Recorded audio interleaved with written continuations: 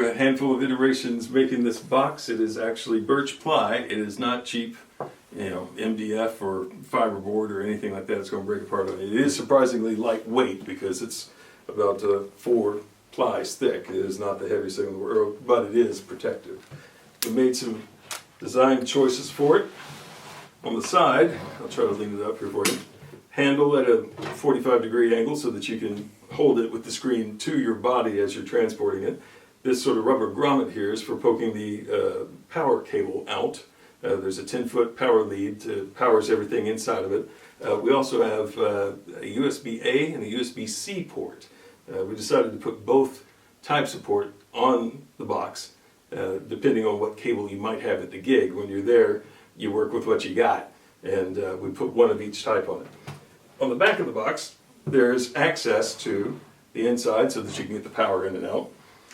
And in case you need to do any sort of internal cabling or anything like that, everything is in here, or store a Bluetooth pedal that we're including with it for you to do next song, previous song, scroll up, scroll down. We'll show you that in just a bit. But the back of the monitor itself, the Wi-Fi adapter here, which is what your iPad connects to get the whole thing going, powered, all inside, tucks easy away, closes up, Velcro closure, and you have one piece, rubber feet on the bottom. One last thing, actually.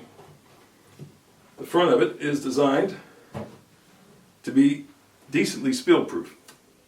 4 screws remove the front frame, which has a piece of plexiglass on it, so that any sort of water or beer spillage doesn't get to your screen. So that was a design feature sort of at the last minute that we decided to do and add to this. The monitor itself, 24-inch diagonal. It is not some off-brand Walmart Black Friday deal. We're using brand name screens with longer warranties and built-in power supplies, instead of it having a separate power supply brick that might come unplugged or overheat, or they're known to be less reliable and die on you. We're using ones with built-in power supplies for hopefully better performance and more reliable, which is what you need when you're on the stage. We designed the box from the bottom up to be off-the-shelf components. There's nothing that's proprietary about this machine. Everything can be switched out if there is some sort of component failure. From a travel adapter, power strip, this is giving us the internal power for the monitor, but it's also giving us the USB-A and USB-C ports that are available on the side of the box. No power switch, no sort of reset that can accidentally get bumped on the inside for a particular reason. We didn't want it to be able to do that if something was loose inside the box.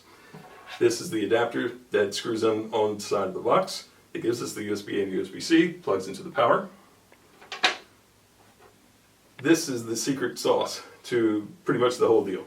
This little guy is a wireless HDMI adapter. This is the biggest difference of something that you can make at home with yourself, with your own cabling and own adapters and things like that. This lets your iPad or iPhone move anywhere within about 10 meters away. It acts as a Wi-Fi access point. You connect to it and your screen shows up over here. No Apple adapters, no losing your power port, no HDMI cable to trip over or come loose during your playing. This guy is inside of the box, connect to it wirelessly, that's the key. HDMI out and USB-C power that gets its power from the brick that we showed earlier. We also decided to include a Bluetooth pedal with 4 buttons on it instead of the usual 2. Usually you get a Bluetooth pedal, a cheap one, it's something like this. It's quite a bit smaller and only 2 switches. We decided to go with something that's a little bit bigger, a little bit more robust, more space between the buttons, still with metal contacts on the buttons themselves, for you to do next song, previous song, scroll up, scroll down. This also does not have to be just for our product. You can use it in iTunes or something else to be play, stop, next song, previous song. It's not specific to the software that we're using for the prompter. USB-C on the back, rechargeable, and again can be plugged into the side of the monitor box if you need to charge it up at the gig. We've tested with 3 different popular apps for the Wi-Fi connection.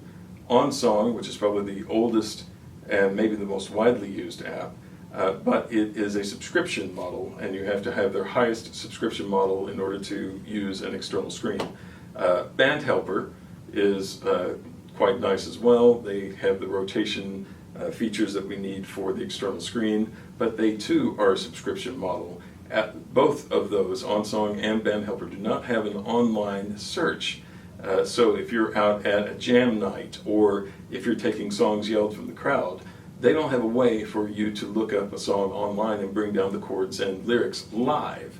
We found an app, and we've been working with these guys, Just Chords, completely free, no subscription, has the rotation bits that we need. They added the software for that recently, and has live lookup for songs. We can call up a tune, let's say Hard to Handle at this point, and it's immediately displayed on the external screen. You have a choice of how you view or what you see on the external screen. Do you just see the lyrics, or do you see lyrics with annotations and chords and other things that might be useful if you're a guitar player or a keyboard player? Lyrics for a singer, that's probably all you need.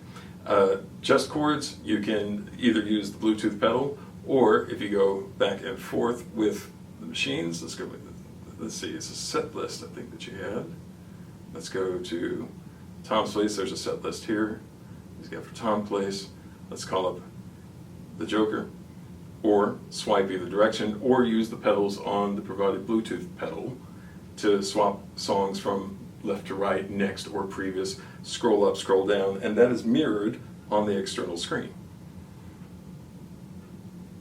If you need to look up a song live out in the field at a gig, you can say add song. Here's the feature that's not in the other two apps that we've tested with. Search online, and again, Just Chords is totally free. These guys are on top of it. They are constantly rebuilding the software and adding new features to it. Let's say you light up my life, or something of this nature. It can be anything.